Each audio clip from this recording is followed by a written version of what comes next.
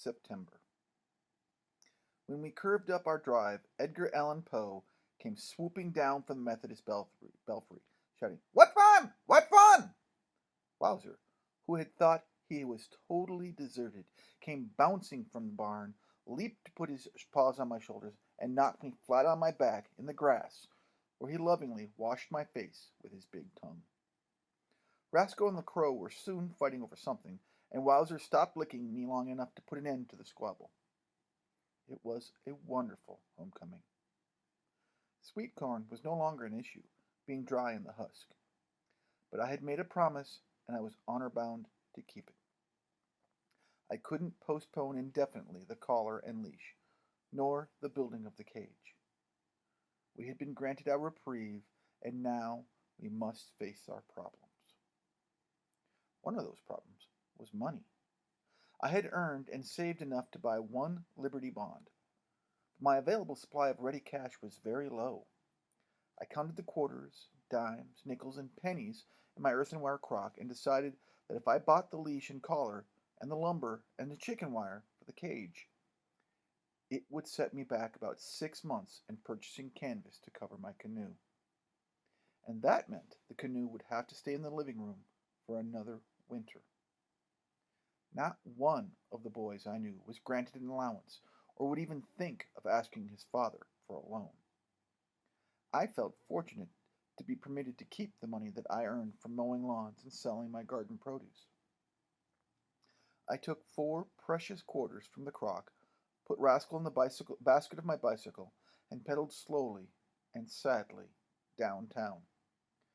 Buying a collar and a leash for my pet raccoon was like buying a ball and chain for a dear friend. But I thought it would be wise to have Rascal's approval and assistance. It might lessen his terror when he found that his freedom had vanished.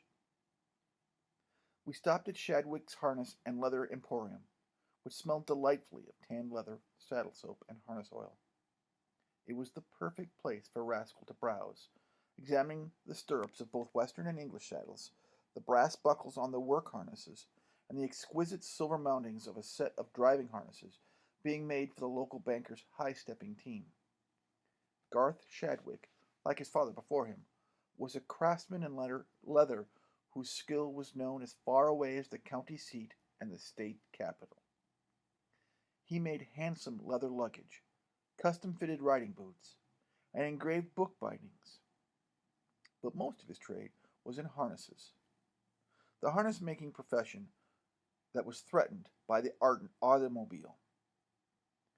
At this moment, Mr. Shadwick had a jeweler's glass in his right eye and was engraving scrolled initials on a silver nameplate. I would not interrupt him at such a moment, and waited patiently until he took the glass from his eye and looked up from his work. "Well, Sterling?" "We don't want to bother you, Mr. Shadwick." "Boys and coons don't bother me," the harness maker said. He returned to his engraving for several minutes, and then tossed it aside and exploded. "It's these gall-dang automobiles. Smelly, noisy, dirty things, scaring horses right off the road. Ruin a man's business." "Well, son, speak up. What is it you want?" "I want a collar for Rascal," I said, fighting the stinging moisture in my eyes, "and a braided leash to match. And they're making me build a cage to lock him up." "Go dang buzzards," the harness maker said. "A cage for a little coon like that? Going after boys and coons now, are they? You want his name engraved on a silver plate on the collar?" I, I haven't got much money," I said hesitantly. "But that would be wonderful. His name is Rascal." "Come here, Rascal, and let me measure your neck," Garth Shadwick said, leaning over to pat my complacent pet. "You don't need to measure him, Mr. Shadwick. Here's a string that's just the right length for the collar, with knots where the holes and buckles should be, and allowing a little for when he gets bigger." The harness maker came as near to smiling as I had ever seen him.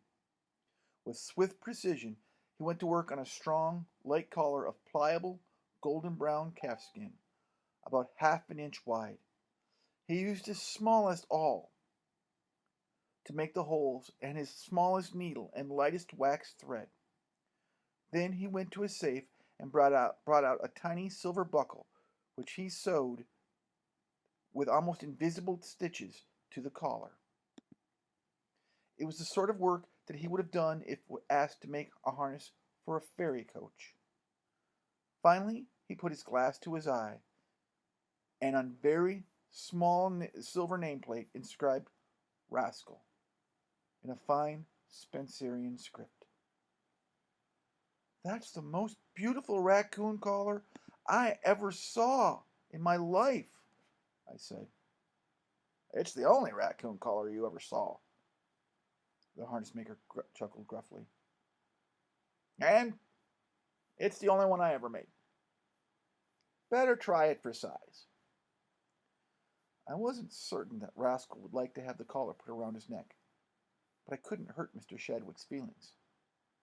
I let the little raccoon feel it and smell it first, telling him it was his newest treasure. Rascal liked the shining buckle and nameplate and the texture of the soft leather. Finally, I slipped it around his neck, and to my surprise, he didn't struggle or try to nip me. Instead, he sat up on his square little bottom and began feeling the collar, the way a woman sometimes fingers her pearls. Mr. Shadwick brought the floor mirror used for viewing riding boots, and Rascal, who had never before seen his mirror image, became greatly excited. He wondered what that other raccoon being fitted for a collar was this morning. First he bumped his nose trying to get through the mirror. Then, talking and trilling, he raced around behind the glass to meet the other raccoon, who of course wasn't there. Back he came, completely mystified, but still entranced. Finally, he gave it up as a puzzle too deep for his small brain, and merely sat and viewed himself, cheering happily. Making the leash took a little longer, but again the harness maker worked with amazing dexterity.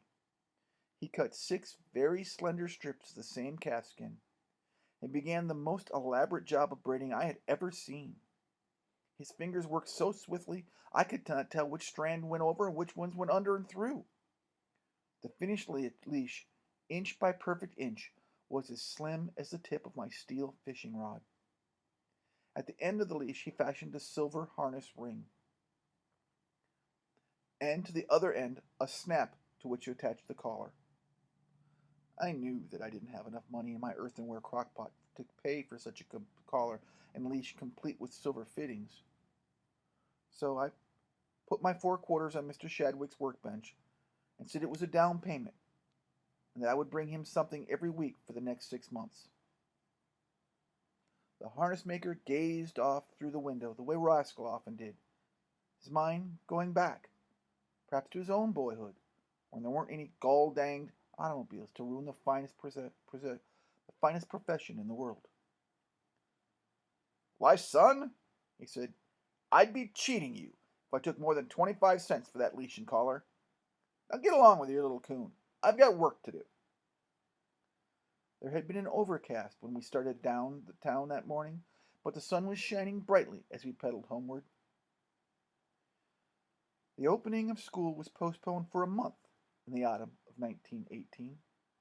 With so many young men away at war, the women and older children tried to fill their places on the farms around Brailsford Junction. In this rich tobacco region, the crop is harvested in September, late enough to avoid shed burn, but early enough to avoid frost. This is heavy work, chopping the tobacco stalks, spudding these plants on laths, and hanging the tobacco in the sheds to dry.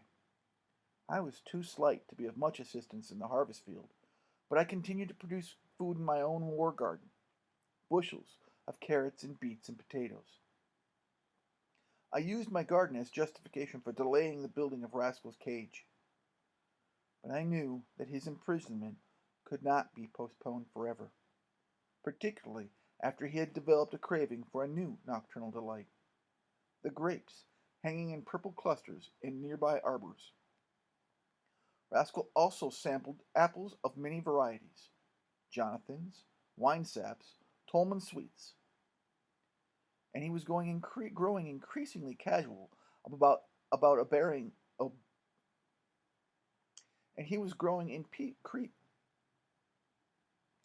third time's the charm. And he was growing increasingly casual about obeying my imperative trill, which meant, as he well knew, "Come down from that tree, you bad raccoon." I came to the reluctant conclusion that I would have to buy the materials and start constructing the cage. Taking my small hoard of coins from the earthenware crock, I snapped the lease on Rascal and walked down Albion Street towards Cy Jenkins' lumber yard. My raccoon had been introduced to his leash so gradually that he no longer strained against it painfully. Considering my mission, I found it hard to enjoy this season, which had always given me so much pleasure. The yellow elm leaves drifting down, the first flash of crimson in the maples. Cy Jenkins had cheated me when I bought lumber for my canoe, but he was so eager to see Rascal caged that he now pretended to be giving me a bargain on 2x4s and chicken wire. He merely asked how much money I had and took it all. "Comes out right to the penny," he said. The old miser added one other concession, promising to deliver the material by truck on the following morning if I would start building the cage on its arrival. I stopped at the post office to get our mail and found a letter from Herschel addressed to me. My fingers trembled as I opened it. I had dreamed several times that he had been wounded, and had been reading Arthur Guy Ambrie's over the top, a crude but vivid book about the war. In every scene, I imagined Herschel. In one persistent dream, I saw him leading a reconnaissance squad into no man's land at night, flattening himself out as stellar star shells burst, and making his way through the barbed wire entanglements where corpses dangled grotesquely. Much later, I had learned that he had made such scores of excursions many times between the lines. Censorship made communication almost impossible in World War I, and Herschel's letter merely sent his love and confirmed the fact that he was unwounded. I remember one sentence in particular because it was typical of his wry good humor. "Send me some Paris garters, Sterling. They claim in their ads that no metal can touch you." The fact that Herschel was still alive and unhurt, and that Rascal and I still had one afternoon before I must start building his cage, raised my spirits considerably. I made jelly sandwiches for the two of us, and we climbed the cleats that I had nailed to the oak tree, taking with us our picnic lunch and a copy of Westward Ho. High in our favorite crotch, we ate and I read, fascinated by the adventures of Amaya Slay. Rascal, meanwhile, indulged in a favorite pastime of raccoons, sunbathing on a lofty limb. He lay flat on his fat little belly on a branch, so he could comfortably embrace, letting all four legs dangle over the sides in easy balance. His muzzle pointed upstream on the bough, and his handsome ringed tail lay straight behind him. There he dozed for hours, absorbing the healing sunshine of September as though he were storing up warmth for the long, cold season ahead. I was equally happy, and quite lost to the world as I sailed the Spanish Main with Amias, followed him into the forest to find a beautiful white girl, Anaconora, and moved with mounting excitement toward the defeat of the Spanish Armada. We were tree dwellers, my raccoon and I, and we rather wished we would never have to set foot on earth again. Hunger brought us down at last, however. My father was in Montana on ranch business, so Rascal and I ate whatever we pleased for supper, and then climbed our tree again to watch the stars come out. I told him some of the things that my mother had told me about those distant suns, arranged in their shining constellations.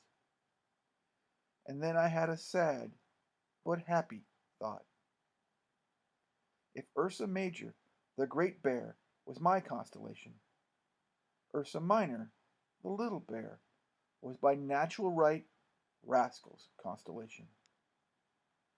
Long years after we were both gone, there we would still be, swimming together across the midnight sky.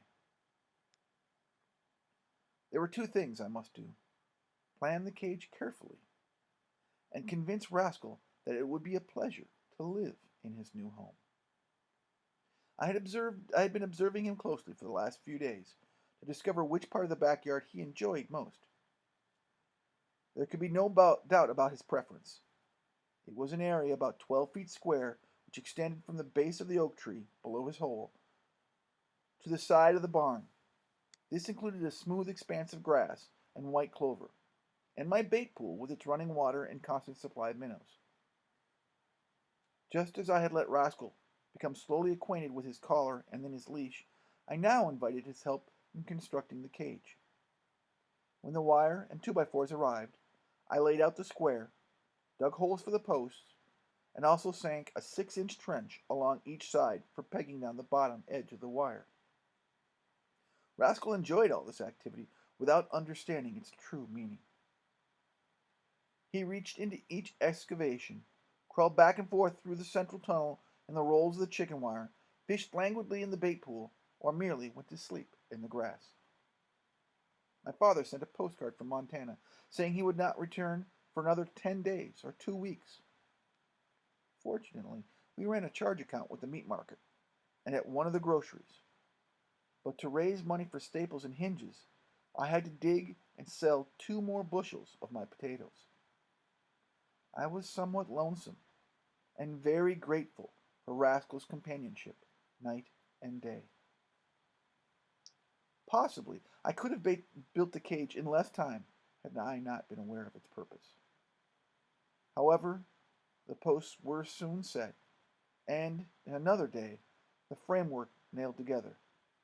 It was a cube 12 feet square, which gave easy access to Rascal's hole in the oak tree. It also encompassed the bait pool, using 12 feet of the barn along the eastern side. I had to fasten the wire securely across the top of this cube, knowing that Rascal could climb any fence ever built.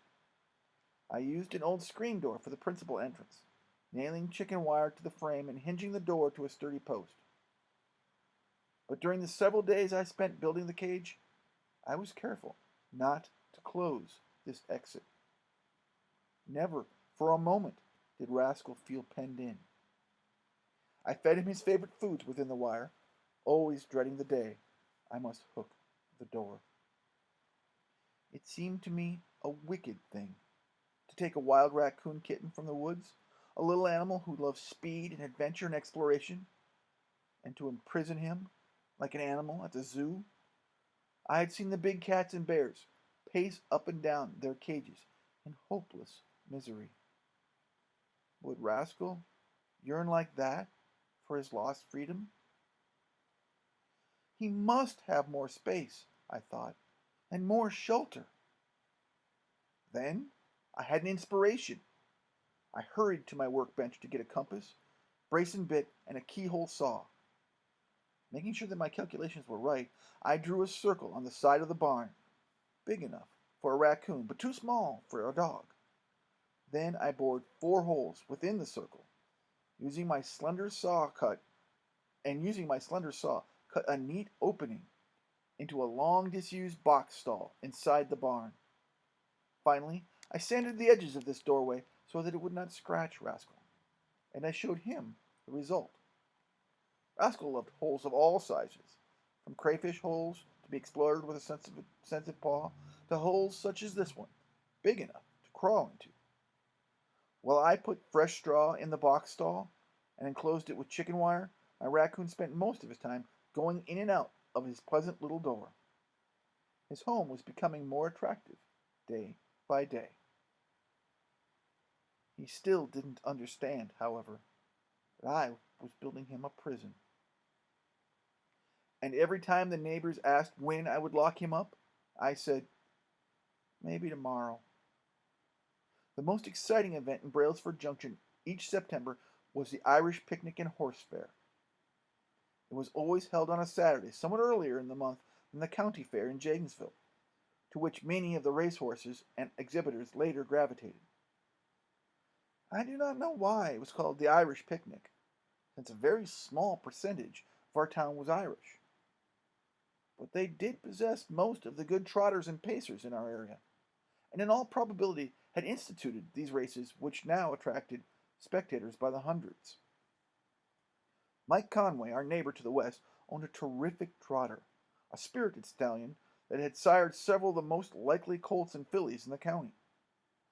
Early on the morning of any Irish picnic, Mike was to be seen currying Donnybrook to a satin sheen, washing the sulky and oiling his racing harness. Donnybrook seemed to be aware that as aware as his master that this was a great day. His whinny could be heard a considerable distance by interested mares, and he frisked about his pasture, kicking up his heels and tossing his head. Some racehorses have a beloved dog or cat for a companion. Donnybrook had developed a strong affection for Rascal. Whenever my raccoon climbed on one of the posts near the white fence around the paddock, the black stallion immediately became gentle, changed his shrill whinny to a soft whicker, and while Rascal waited on the fence post, Donnybrook would trot over to greet him. Rascal always ran his small hands over the big velvet muzzle, fingering the bright rings of the halter. Naturally, Rascal and I would be cheering for Donnybrook in any race he might ever run. Across the street on this same morning, Reverend Thurman was tuning up the carburetor and making the last-minute adjustments on his Model T Roadster. He was bellowing hymns, which were explosively interrupted whenever he pinched a finger or dropped a wrench. Mike Conway and Gabriel Thurman had never been the best of friends, but in recent weeks their feud had taken a new turn. Mike loved horses and hated automobiles almost as ardently as his friend Garth Shadwick. Thurman was terrified of horses, but entranced with automobiles. Mike wouldn't admit that he was afraid of anything, but the fact remained that he had never taken a ride in an automobile until a recent day when the minister had offered him a lift in his Ford. Mike silently asked the protection of St. Patrick, stepped into the shivering, shaking, self-propelled chariot of destruction, and they were off. On every possible occasion, Gabriel blew his horn, a klaxon, nerve-wracking enough to frighten every horse on the block.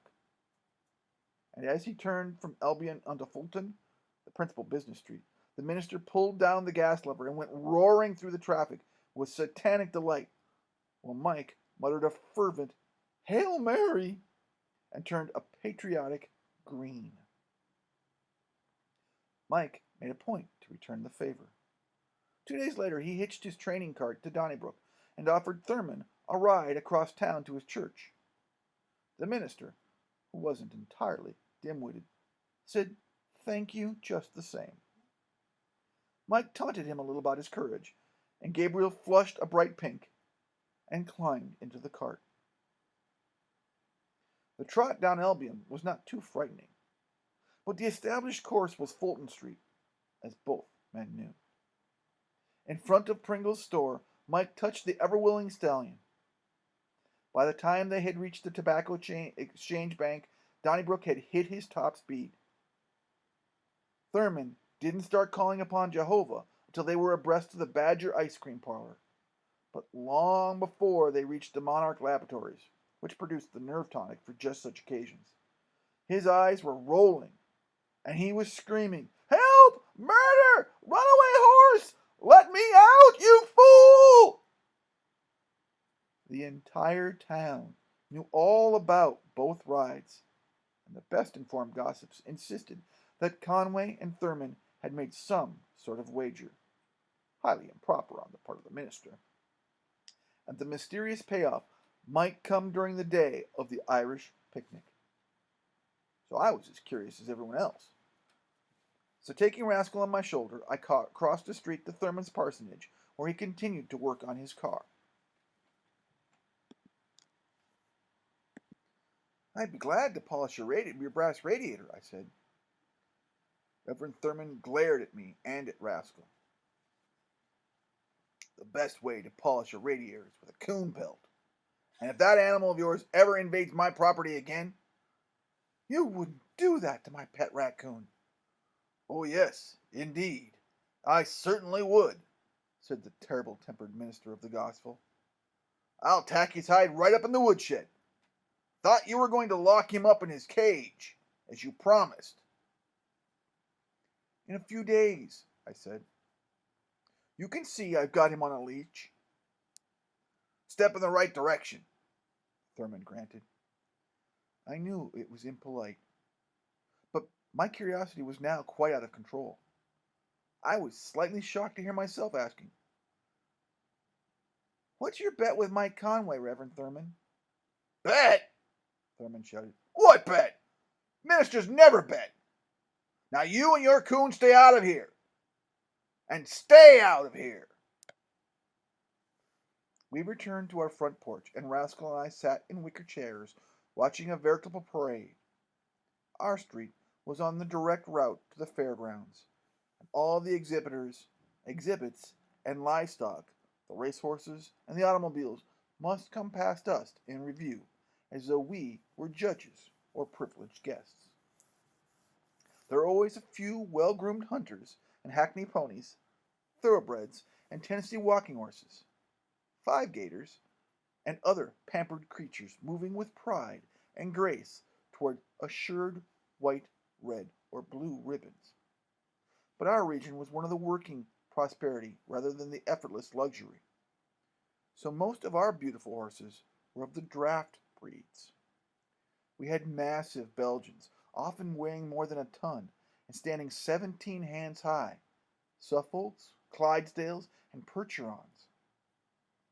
In the pulling contest, these tremendous and faithful animals were so brave and loyal to their masters that I could not watch them long in their heartbreaking performances. Apparently, they would soon be outmodded by other forms of locomotion passing in our front row seats. Automobiles of every kind, from Fords to white steamers and twin six Packards. The sulkies, surreys, and neat green farm wagons with gleaming red wheels moved very slowly by comparison to any automobile. My father was still in Montana, so this year he would not be with me viewing the exhibits and watching the races. I raided my earthenware crock for my last handful of small silver, snapped the leash onto Rascal, and mounted my bicycle, and we were on our way. The world was a sparkling and cool that bright September morning. The dust had been settled during the night by a sprinkle of rain, not enough to make a muddy track, just enough to put ozone in the air and dew on the grass. Whistling any tune that came into my head, I pedaled happily toward the fairgrounds with Rascal in the basket. In the traffic were additional guarantees of a good day: the pie wagon, the ice cream truck, which also carried many cases of root beer, the popcorn and cracker jack wagon, and a balloon man riding a bicycle and blowing an enchanting little whistle that lured children as surely as the Pied Piper himself. From up ahead, within the fairgrounds, we could hear the steam calliope playing, "Come, Josephine, my flying machine." And now the bright tents and white buildings came into view, and we could hear the happy buzz and murmur of the crowd already gathering. Yes, this was certainly the day of the Irish picnic, worth coming miles to see. I put my bicycle in the bicycle rack under the grandstand, and with Rascal on my shoulder began to tour the grounds. We saw all the canned goods, quilts, and other fancy work in the homecraft department. In another building, we admired the huge pumpkins, Hubbard squashes, melons, the seed corn, apples, and grapes. And it was a good thing that I had Rascal on a leash. He wanted to run his avid hands over everything he saw, like a woman shopper at a fire sale. In the case of the prize-winning bunch of grapes, I restrained him just in time. On visiting the livestock building, Rascal walked the top rail of the pens, utterly confident and unafraid. Calves and colts came over to say hello. Fattened lambs were also gentle. but a big Poland China sow in her autumn litter was menacing, and a merino ram charged the fence on which Rascal was standing, moving like an oncoming locomotive and crashing his big curled horns into the wooden partition. Rascal would have been thrown into the pen by this heavy jolt if I had not literally dragged him from danger by his leash. We were more careful after that, as we visited the horse pavilion to see again, at closer range, the beautiful animals we had seen passing our house earlier in the morning. Most of the horses were not entered in any special event except the grand parade around the racetrack. They were judged in their pavilion by 3 craggy and serious horsemen brought in for the occasion, and some of the blue, red, and white ribbons had already been awarded. But out in the racing stables were the handsome trotters and pacers that we would later watch in action. There were 2-year-olds, both colts and fillies, who would compete in the junior classic. There were high-spirited young things with fire and mischief in their eyes, and I kept Rascal well back from the paddock doors. Most of the 3-year-olds were better behaved, and of course there was Donnybrook, who wickered his greeting and nuzzled Rascal affectionately. In 2 of the last 3 years he had won the senior classic, and I think he knew we were pulling for him. It was pure delight to be showing Rascal all this for the first time, and he was constantly interested in all that he saw. We rode the merry-go-round together, Rascal sitting ahead of me on the wooden pony, going gaily up and down, round and round. He wanted a second ride, but I had to be careful with my dimes, or we would never get through the day without going bankrupt. We couldn't resist the Ferris wheel, however. It was the biggest one that had ever come to the Irish picnic, and when we reached the top, we could see all the way to the village of Albion, far across the marshes. Height didn't frighten either one of us, and it was a little like flying, to soar upward and come swooping down again. Rascal would have gladly ridden all day, and so would I, but the silver in my pocket was disappearing far too rapidly. It didn't cost anything to enter the 3-legged race, but when I saw some of those long-legged 14-year-olds teaming up, I knew that Oscar Sunderland and I didn't have a chance. Instead, we decided to enter another free event that soon began, the pie-eating contest. Gabbling happily about Rascal and the coming muskrat season, we walked toward the long plank table adjoining benches laid out with 20 blueberry pies. "I seen a mink tack," Oscar said. "Lives in the tile that drains the mud lake. You got your traps oiled?" "Not yet, but I sent to St. Louis for our fur catalogs. Boy, we're going to have to make a fortune this fall. We're going to be filthy rich." "I could use some money," I admitted. "I'm just about stone broke." "Gee, so am I. Flat busted. Say, look at that pie." "Not as good as your mother makes." "She does make a good pie at that," Oscar admitted. "Mom's all right." We sat down on either side of the table, 10 boys to each side. Our hands were tied behind our backs, and while we were awaiting the starting gun, we shouted happy insults at each other. The object of this messy contest was to eat the full-size pie faster than any other contestant, and you had to eat it with your face and pull the pie tin back with your teeth if it started slipping beyond your reach. I noticed a knot in the wide plank that might be helpful.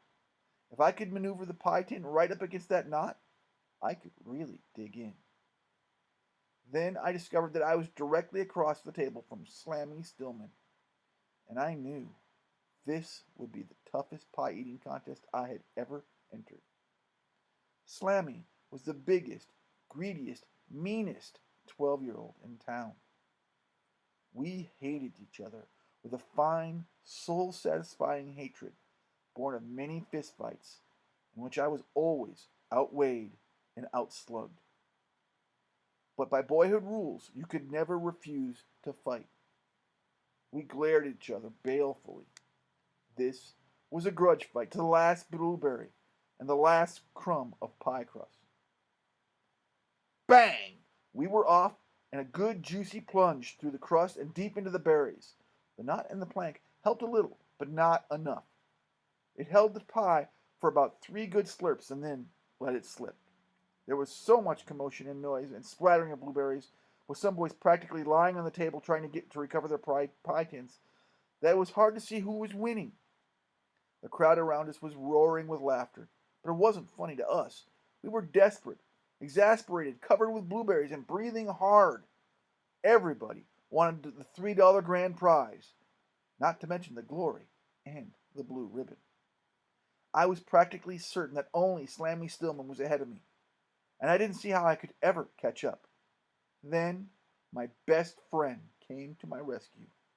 Rascal knew all about pies, and he loved blueberries. He leapt to the table and started helping me eat my wonderful pie, licking it up at a tremendous rate. Best of all, he was working from the other side of the pie, adding 5½ pounds of raccoon to the resistance already supplied by my knot. My tin barely slipped at all. Slammy Stillman was the first to notice. He was completely infuriated.